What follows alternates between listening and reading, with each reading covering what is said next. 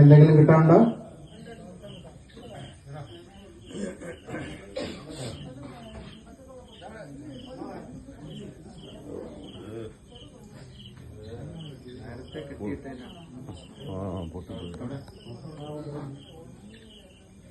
ഈ പവിത്ര ആർക്കും കിട്ടാനുണ്ടോ?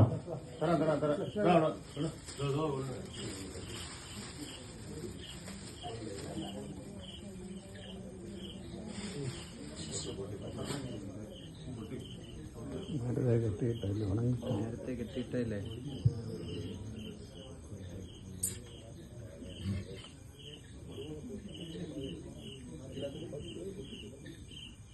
ഒരു പൂവെടുത്ത് ബലികർമ്മങ്ങൾക്ക് വിഘ്നം വരാതിരിക്കാൻ ഓം വിഘ്നേശ്വരായ നമഃ എന്ന് പ്രാർത്ഥിച്ച് ഇലയുടെ മുന്നിലേക്ക് ഇടുക. ഇനി തന്നിട്ടുള്ള ആ കൂർച്ചം കിട്ടിയ ദർഭ ഒഴിച്ച് ബാക്കിയുള്ള എല്ലാം ദർഭ എടുക്കുക. കുറച്ച് തീർത്ഥം, ചന്ദനം, എള്ള്, പൂവ് എന്നിവ ചേർത്ത് തൊഴുത് നെഞ്ചോട് ചേർത്ത് പിടിച്ചു പറയുക. ഓം നമോ നാരായണായ നമഃ. ഓം ബ്രഹ്മദേവായ നമഃ. ഓം മഹാദേവായ നമഃ. ആടിമാസത്തിലെ അമാവാസി ശ്രാദ്ധമൂട്ടുവാൻ എൻ്റെ വംശപരമ്പരയിലെ സകല പിതൃക്കളെയും ആവാഹിച്ചു കൊണ്ടുവരുമ്പോൾ ഇരുത്തുവാനുള്ള പീഠം സമർപ്പയാമി. അവരവരുടെ മുഖത്ത് 3 പ്രാവശ്യം ഒഴിയുക. പിതൃപീഠം സമർപ്പയാമി. ഇലയിൽ ആ ദർഭ നിരത്തി വയ്ക്കുക. ദർഭയിൽ തൊട്ട് തൊഴുത് പറയുക, പീഠവന്ദനം സമർപ്പയാമി. അതിനുശേഷം ആ തന്നിരിക്കുന്ന കൂർജം കെട്ടിയ ദർഭ എടുക്കുക. അത് കിണ്ടിയിൽ അതിൻ്റെ 2 ഭാഗവും മുക്കുക. കുറച്ച് പൂവ്, ചന്ദനം, എള്ള് എന്നിവ ചേർത്ത്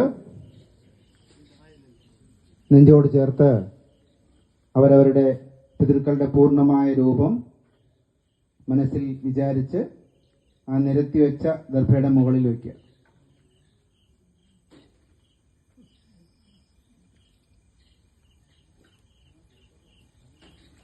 ഇനി വലതുവശത്തെ ഇലയിൽ നിന്ന് എള്ള്, പൂവ്, ചന്ദനം എന്നിവ ഗംഗാജലം ചേർത്ത് ഓരോന്നായിട്ട് പിതൃക്കളെ മനസ്സിൽ ധ്യാനിച്ച് ഓരോന്നായിട്ട് പീഠത്തിൽ സമർപ്പിക്കുക. ഓം തിലാഭിഷേകം സമർപ്പയാമി. ഓം കളഭാഭിഷേകം സമർപ്പയാമി. ഓം പുഷ്പാഭിഷേകം സമർപ്പയാമി. വീണ്ടും ഗംഗാജലം ഒഴിച്ചു പറയുക, ഓം ഗംഗാതീർത്ഥം സമർപ്പയാമി. ഇനി കയ്യിലുള്ള പവിത്രം ഊരി പൂവിരിക്കുന്ന ഇലയിൽ വയ്ക്കുക. ചോറിരിക്കുന്ന ഇലയിൽ ഒരല്പം ചോറ് മാറ്റി വെച്ചതിന് ശേഷം ഒരു ഉരുളയാക്കുക. അതിൽ ചോറ്, പഴം, എള്ള് എന്നിവ ചേർത്ത് ഉരുട്ടുക. കൈ നനച്ച് 2 കൈയും ഉപയോഗിക്കാം, കുഴപ്പമില്ല.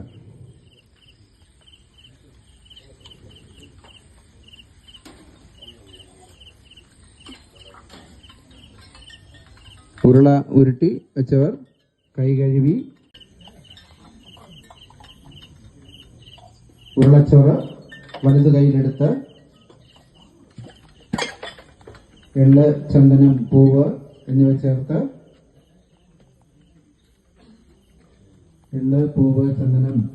ചേർത്ത് ഗംഗാജലം തളിച്ച് 2 കൈകളും ചേർത്ത് നെഞ്ചോട് ചേർത്ത് പിടിച്ചു പറയുക, ഓം നമോ നാരായണായ നമഃ.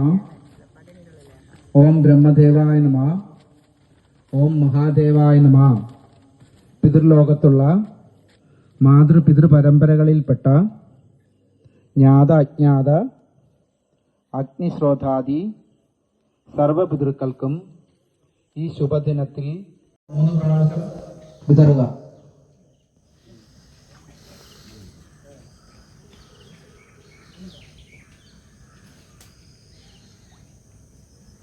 ആ വിതറിയിൽ നിന്നും ഒരു ചോറെടുത്ത് മണപ്പിച്ച്